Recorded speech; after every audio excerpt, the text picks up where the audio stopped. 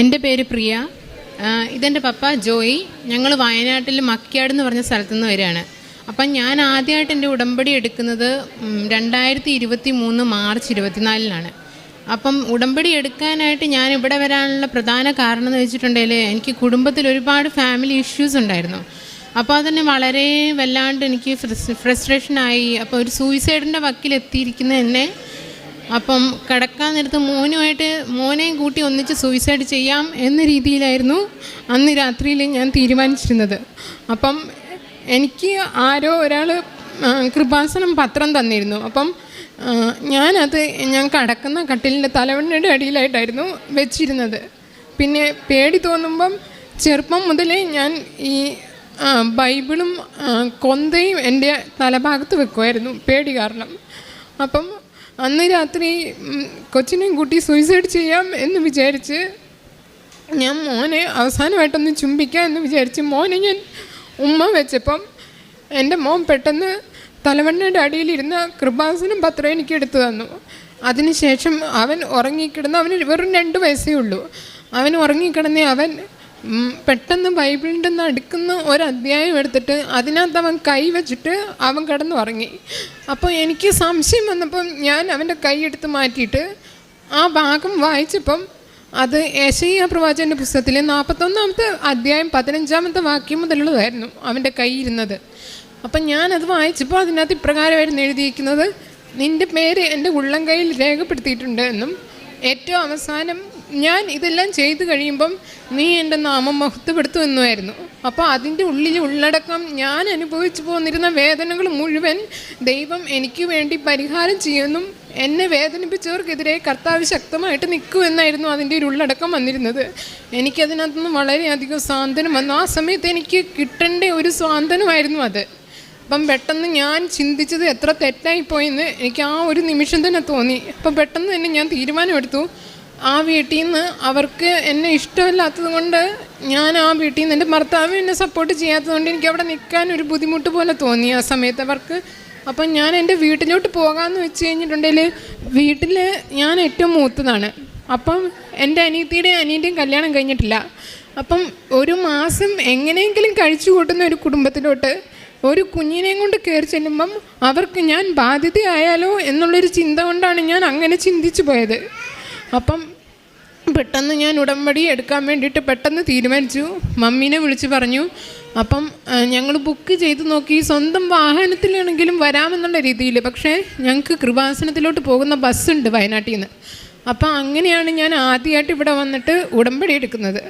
ഉടമ്പടി എടുത്ത് കൃത്യം മാർച്ച് ഏപ്രിൽ മെയ് മാസത്തിൽ പപ്പയ്ക്ക് വലിയൊരു ആക്സിഡൻറ്റ് പറ്റി.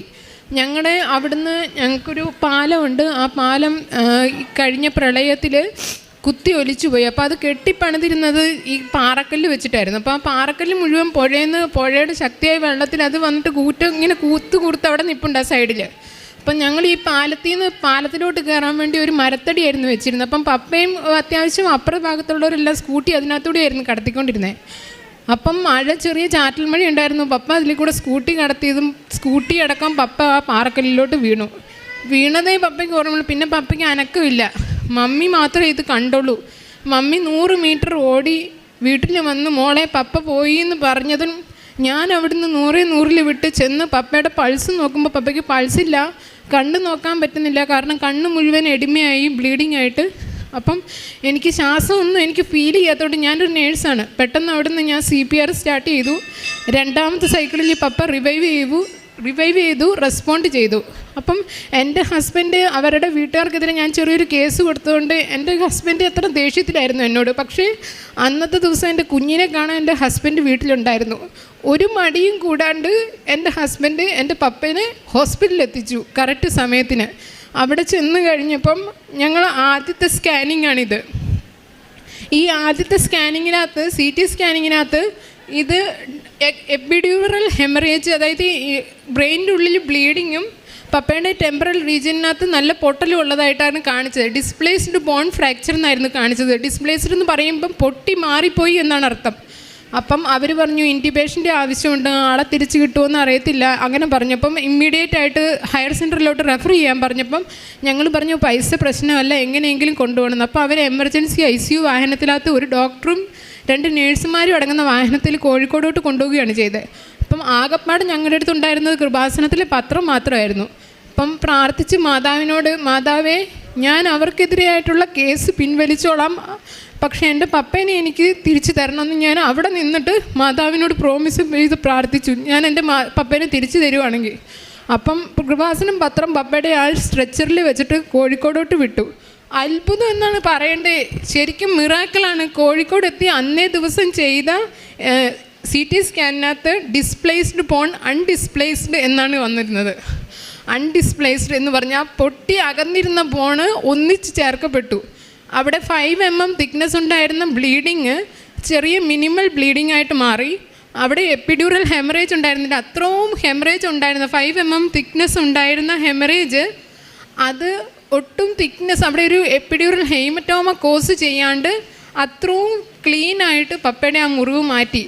ഒരു ദിവസം പോലും അവരവിടെ അഡ്മിറ്റ് ചെയ്തില്ല. അവർ പറഞ്ഞു നിങ്ങളൊരു നേഴ്സല്ലേ, നിങ്ങൾക്ക് വീട്ടിൽ കൊണ്ടുപോയി ഞാൻ ഇഞ്ചക്ഷൻ പ്രിസ്ക്രൈബ് ചെയ്യാം, ആ ഇഞ്ചക്ഷൻ കൊടുത്താൽ മതി എന്ന് പറഞ്ഞു. അങ്ങനെ ഞങ്ങൾ പപ്പേനെ കൊണ്ടുവന്നു. ഞങ്ങളുടെ വീട്ടിലോട്ട് റോഡ് സൗകര്യം ഇല്ലാത്തതുകൊണ്ട് ഞാൻ അടുത്തുള്ള ഹോസ്പിറ്റലിൽ വെറും 5 ദിവസം മാത്രമാണ് പപ്പേനെ വെച്ചത്. പപ്പ പൂർണ്ണ ആരോഗ്യവാനായിട്ട് ഇപ്പോഴും പപ്പ വണ്ടി ഓടിക്കുന്നു, എല്ലാ കാര്യങ്ങളും ചെയ്യും, പണിയെടുക്കുന്നു. ഞങ്ങൾക്ക് പൈസയുടെ അത്രയ്ക്കും ടഫായിരുന്ന സമയത്ത് പോലും ഒരൊറ്റ പൈസ ഞങ്ങൾക്ക് പോക്കറ്റിൽ നിന്ന് പോയില്ല എന്നുള്ളതാണ് ഏറ്റവും വലുത്. ഒരു പ്രശ്നവും ഞങ്ങൾക്ക് വന്നില്ല. അതഞ്ഞ് രണ്ടാമത്തെ സാക്ഷി എന്ന് പറയുമ്പോൾ എനിക്ക് OET പഠിച്ച് ഇവിടുത്തെ നിയോഗത്തിൽ ഞാൻ 6 നിയോഗത്തിൽ എനിക്ക് OET പഠിച്ച് പുറത്ത് പോകണം, എനിക്ക് ഫാമിലിയോടൊപ്പം പോകണം എന്നായിരുന്നു. അപ്പോൾ ആദ്യത്തെ പ്രാവശ്യം ഞാൻ എഴുതി. അപ്പോൾ ആദ്യത്തെ പ്രാവശ്യം എന്ന് പറഞ്ഞാൽ രണ്ടാമത്തെ ഉടമ്പടി എടുത്തപ്പോഴാണ് എനിക്ക് എഴുതാൻ കിട്ടിയത്. അപ്പോൾ എഴുതിയപ്പോൾ എനിക്ക് ആദ്യത്തെ അറ്റംപ്റ്റിൽ തന്നെ 2 B 2 C+ വരുന്നു, അതായത് മാൾട്ടയ്ക്ക് പോകാം എന്നൊരു രീതിയിൽ. അപ്പം മാൾട്ടയ്ക്ക് പോകണമെങ്കിലും 6 lakhോളം വേണം. അപ്പോൾ അത്രയും പൈസ ഉണ്ടാക്കാനും എൻ്റെ ഫാമിലീനെ സംബന്ധിച്ച് അത് വളരെ ഒരു ബുദ്ധിമുട്ടുള്ള കാര്യമാണ്. അപ്പം ഞാൻ മാതാവിനോട്, എന്നാലും എനിക്ക് മാതാവ് ഇത് തന്നല്ലോ എന്നുള്ള സന്തോഷത്തിൽ ഞാൻ കഴിഞ്ഞ ഒക്ടോബറിൽ ഇവിടെ സാക്ഷ്യം പറയാൻ വന്നപ്പോൾ പപ്പേനെ കൊണ്ടുവന്നില്ലായിരുന്നു. അപ്പം ഞാനിവിടെ വന്നപ്പം എന്നോട് ജീന സിസ്റ്റർ പറഞ്ഞു പപ്പേനെ കൊണ്ടുവരണം, പറഞ്ഞു ഇത്രയും വലിയ സാക്ഷിയല്ലേ, അതൊരു പപ്പേനെ കൊണ്ടുവന്നാലേ അതിൻ്റെ ഒരു ഇതുള്ളൂ എന്ന് പറഞ്ഞു. അപ്പം ഞാൻ പറഞ്ഞു പപ്പേനെ കൊണ്ടുവരാൻ അടുത്ത പ്രാവശ്യം എന്ന്.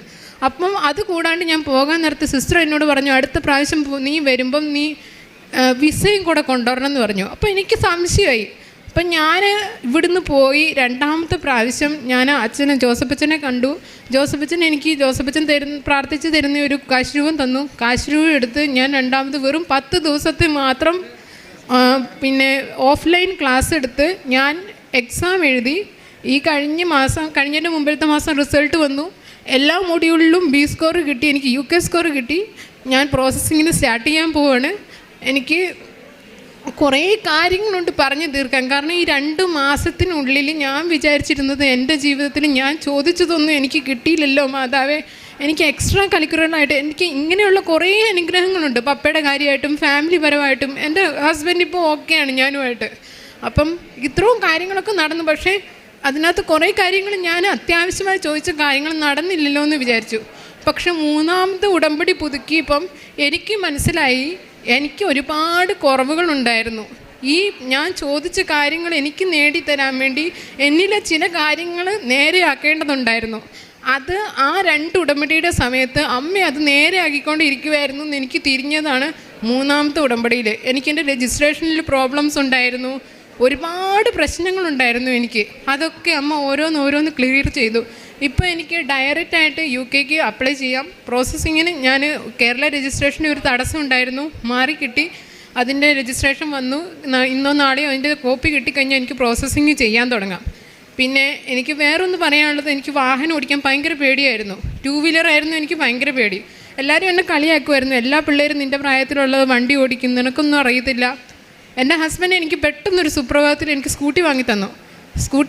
എനിക്ക് പട്ടിക്ക് മുഴുവൻ തങ്ങ കിട്ടിയ പോലെ എനിക്ക് അറിയത്തുമില്ല, ഓടിക്കാനും അറിയത്തില്ല. അപ്പം ഞാൻ വീട്ടിൽ കിടന്ന് വെറുതെ ഉരുട്ടി പഠിച്ചു. വെറും ഒരാഴ്ച കൊണ്ട് ഞാൻ സിറ്റി കൂടെ ഡ്രൈവ് ചെയ്ത് തുടങ്ങി. ഇപ്പം എൻ്റെ ആത്മവിശ്വാസം എനിക്ക് വയനാട്ടിൽ നിന്ന് വേണമെങ്കിൽ ഇവിടം വരെ സ്കൂട്ടി എടുത്തുകൊണ്ട് വരാനുള്ള ധൈര്യം എനിക്കുണ്ട്. ഞാൻ കോഴിക്കോട്, പേരാമ്പ്ര എല്ലാ ഭാഗത്തൂടെ ഒറ്റയ്ക്ക് ഞാനിപ്പോൾ സ്കൂട്ടിക്ക് പോകും, എനിക്ക് പേടിയില്ല. പിന്നെ മാതാവ് എനിക്ക് തന്ന ഒരുപാട് അനുഗ്രഹങ്ങൾ ഈ ദിവസം മുഴുവൻ ഇവിടെ നിന്ന് പറഞ്ഞാലും തീരില്ല, അത്രമാത്രം ഉണ്ട്. പക്ഷേ എൻ്റെ മെയിനായിട്ട് ഞാൻ ഒട്ടും എനിക്ക് സാധിക്കില്ല എന്ന് വിചാരിച്ച കാര്യങ്ങൾ മാത്രമേ ഞാൻ നിങ്ങളുടെ മുമ്പിൽ പറഞ്ഞിട്ടുള്ളൂ. കോടാനുകോട് കാര്യങ്ങൾ ഇപ്പോഴും അന്ന് നടന്നുകൊണ്ടിരുന്നത് ഞാൻ റിയലൈസ് ചെയ്യാണ്ട് പോയ കാര്യങ്ങളും ഉണ്ട്. ഇപ്പം ഞാൻ ഓരോ കാര്യങ്ങളും റിയലൈസ് ചെയ്യുന്നുണ്ട്, എത്രമാത്രം മാതാവ് എൻ്റെ കുടുംബത്തിൻ്റെയും കാര്യത്തിൽ കെയർഫുള്ളായിരുന്നു എന്നത്. അപ്പം മെയിനായിട്ട് ഞാൻ പ്രേക്ഷിത പ്രവർത്തനമായിട്ട് ഞാൻ വർക്ക് ചെയ്തിരിക്കുന്നത് സെൻറ്റ് സ്കോളാസ്റ്റിക്ക ഹോസ്പിറ്റലിലാണ്. അവിടെ ഒരു ആതുര സേവന സംവിധാനമുണ്ട്. അപ്പോൾ അവിടെ അമ്മച്ചിമാരും അച്ഛന്മാരും ഒക്കെ ഉണ്ട്. എനിക്ക് എൻ്റെ മാക്സിമം ടൈം അവരുടെ അടുത്ത് യൂട്ടിലൈസ് ചെയ്യാനും അവരുടെ സന്തോഷിപ്പിക്കാനും ഉള്ള എല്ലാ സൗകര്യങ്ങളും ഞാൻ ഒട്ടും കഷ്ടപ്പെടാണ്ട് എൻ്റെ അമ്മ എനിക്ക് സൈഡിൽ ആക്കി തന്നു. ഞാൻ എവിടെയും പോകേണ്ട വന്നില്ല, എനിക്ക് പ്രേക്ഷിത പ്രവർത്തനത്തിന് എങ്ങും പോകേണ്ട വന്നില്ല. എൻ്റെ ചുറ്റും എനിക്ക് ഒട്ടും സമയം അതിന് കണ്ടെത്തേണ്ട വന്നില്ല. എക്സ്ട്രാ ഒട്ടും ആരോഗ്യം കളയാണ്ട് ഒട്ടും അധ്വാനിക്കാതെ അമ്മ എനിക്ക് എല്ലാം സൈഡിൽ എന്നെക്കൊണ്ട് എല്ലാം ചെയ്യിപ്പിച്ച് പോകുന്നുണ്ട്. ഞാൻ ഏറ്റവും സന്തോഷത്തോടെ എനിക്ക് അമ്മ തന്ന ആ സംവിധാനങ്ങളൊക്കെ ഞാനിപ്പം യൂട്ടിലൈസ് ചെയ്യുന്നുണ്ട്. എനിക്ക് പത്രം കിട്ടുമ്പോഴും കൃപാസനം പത്രം കിട്ടുമ്പോഴും അസുഖമുള്ളവർ വരുമ്പോൾ കൃപാസനം തൈലം കൊടുത്തും ഉടമ്പടി തൈലം കൊടുത്തുമൊക്കെ ഞാൻ പ്രേക്ഷിത പ്രവർത്തനം മുമ്പോട്ട് കൊണ്ടുപോകുന്നുണ്ട്. ഇനിയും ഞാനത് മുമ്പോട്ട് കൊണ്ടുപോകും. എൻ്റെ പ്രോസസ്സിംഗ് ഒക്കെ കഴിഞ്ഞ് എൻ്റെ കുഞ്ഞിനെയും കെട്ടിയവനെയും ഞാൻ എൻ്റെ കൂടെ കൊണ്ടുപോയി ആദ്യത്തെ ലീവിന് ഞാൻ അവരെ ഞങ്ങൾ 3 പേര് പിന്നെ ഇവിടെ വരും സാക്ഷ്യം പറയാൻ വേണ്ടിയിട്ട്. ഒരുപാട് അനുഭവങ്ങൾ, ഇപ്പോൾ ഒരു ദിവസം നിന്ന് പറഞ്ഞാൽ പോലും തീരാത്തത്ര അനുഭവങ്ങൾ ഉള്ള വ്യക്തികളെയാണ് നമ്മൾ വളരെ ചുരുങ്ങിയ സമയം കൊണ്ട് ഏറ്റവും പ്രധാനപ്പെട്ടത് മകൾ പറഞ്ഞു അസാധ്യമാണെന്ന് കരുതിയ എന്നാൽ സാധ്യമായി തീർന്ന ഏറ്റവും പ്രധാനപ്പെട്ട കാര്യങ്ങളാണ് ഇപ്പോൾ സാക്ഷ്യമായിട്ട് പറഞ്ഞത്. ഇപ്പോൾ സാക്ഷ്യത്തിൻ്റെ ആരംഭം, ഒരു ഉടമ്പടിയുടെ ആരംഭം ഇതിൽ ആരോ പ്രേക്ഷിത പ്രവർത്തനത്തിൻ്റെ ഭാഗമായിട്ട് എന്നോ കൊടുത്തൊരു പത്രത്തിൻ്റെ കാര്യമാണ് ഇവിടെ റെഫറൻസിൽ ഫസ്റ്റ് വരുന്നത്.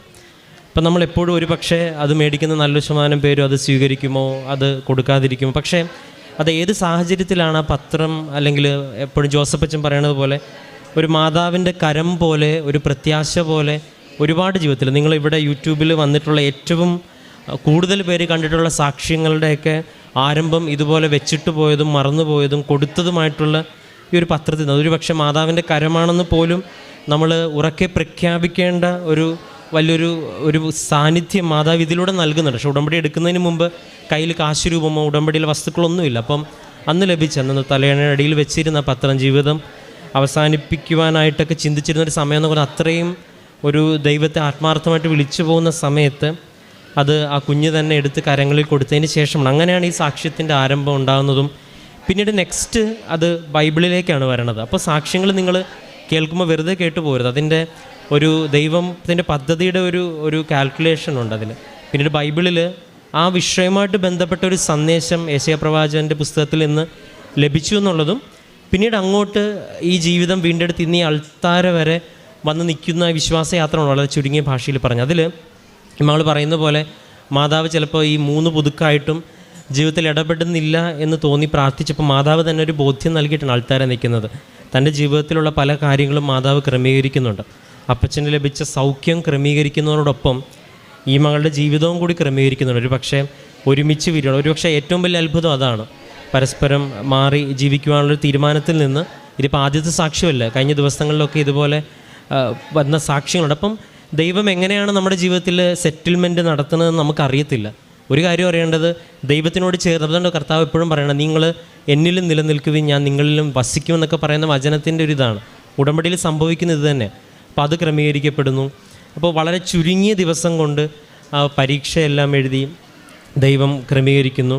ഒപ്പം ഇത്രയേറെ ബുദ്ധിമുട്ടുണ്ട്. ലൈറ്റ് വെയ്റ്റിംഗ് എന്ന് പറയുന്ന ഉടമ്പടിയിൽ വല്ലാത്തൊരു സംഭവമുണ്ട്. അതായത് ഇത്രയും ബുദ്ധിമുട്ടിലൂടെ കടന്നു പോകുമ്പോഴും നമ്മളിങ്ങനെ തീക്ഷ്ണതയോടെ കൊണ്ടുപോകാനായിട്ട് പറ്റുന്നു.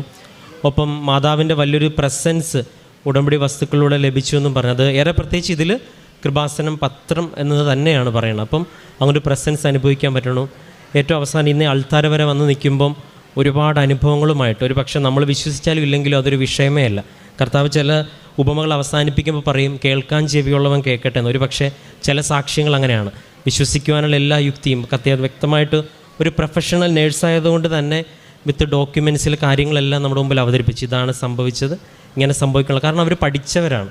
അപ്പോൾ അത്രയും ബോധ്യത്തിൽ പറയുന്നു. ഇനി ദൈവം തിരഞ്ഞെടുത്ത് നമ്മൾ കേൾക്കുമ്പോൾ നമുക്ക് അഭിഷേകം ലഭിക്കട്ടെ, ദൈവം തിരഞ്ഞെടുക്കേണ്ടത് പ്രാർത്ഥിക്കുന്നത്. ഏറെ പ്രത്യേകിച്ച് നമ്മൾ ഈ കേട്ട സാക്ഷ്യത്തെ പ്രതിയും ദൈവം ഇടപെട്ട ഈ മാർഗത്തെ പ്രതിയും വരെ പ്രത്യേകിച്ച് ഈ മകൾക്ക് ലഭിച്ച ആ വിശ്വാസത്തിൽ ലഭിച്ച ഇത്രയും അനുഭവങ്ങളെയും പ്രതി നമുക്കെല്ലാവർക്കും കരങ്ങളടിച്ച് ദൈവത്തിൻ്റെ നാമം